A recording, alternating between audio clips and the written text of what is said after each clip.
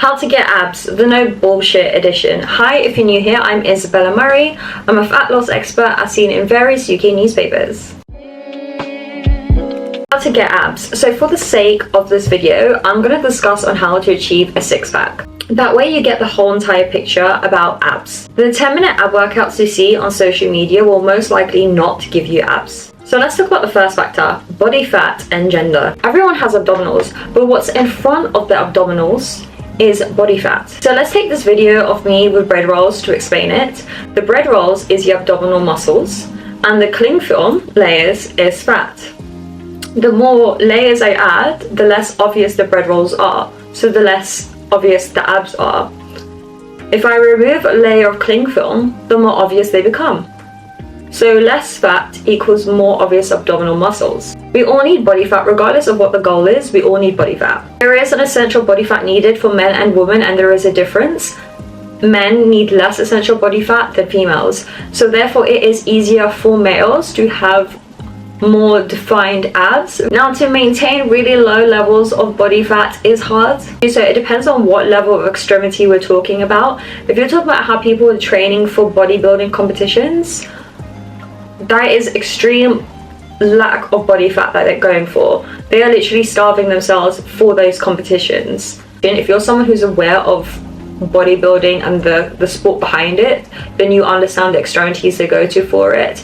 Even if you listen to celebrities where they get really ripped for a TV show or for a film, they will say to you it is not attainable, that they were dizzy, they were hungry, that they also wouldn't drink water, they'll just have salt so the muscles can swell up. You need to be realistic of what you can actually achieve. Same with females. When I'm talking about bodybuilders, I'm not just talking about male bodybuilders, I'm also talking about females with the bikini shows. Another thing to factor in is that genetics really do play a big role when it comes to how your abdominals look, and people don't give it enough focus. No matter how hard you train to get a six-pack, even if you hire the best trainer in the world and you get a sports chef to feed you every single spoonful and track every single macro, every drop of oil, you still may never get a six-pack.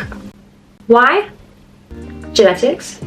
We all have the rectus abdominis muscle. It is divided to the left and right side, and this muscle group is what gives that six-pack look. However, it is your genes that determines the length of it and the size of it. That's why when you look at someone who's very lean, even if they have the same body fat percentage, their abdominals will not look the same. That's why some people could have an 8-pack, a 2-pack, a 4-pack. For me, even at my leanest, 2-pack. Each time I say 2-pack, I keep thinking of 2-pack.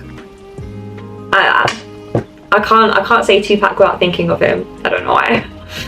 Anyways, but genetics also do play a role with how we hold body fat. We hold body fat all over, but the distribution of that is down to genetics. Sometimes we hold more body fat in one area compared to someone else. So this is why it's important to understand the body so you know when not to compare yourself to other people. For example, again, for me, with my genetics, I hold the most fat around my stomach. Let's talk about weighted ab exercises. If you want to do weighted ab exercises so you can build your muscles, so it can be thicker, so that way it can show through the body fat, you need to know it's not a 30-day thing, a 20-day thing, a 2-week thing, a 40... No. Building muscle takes time, and as I've mentioned in previous videos, it isn't as simple as picking up weights and putting them down again.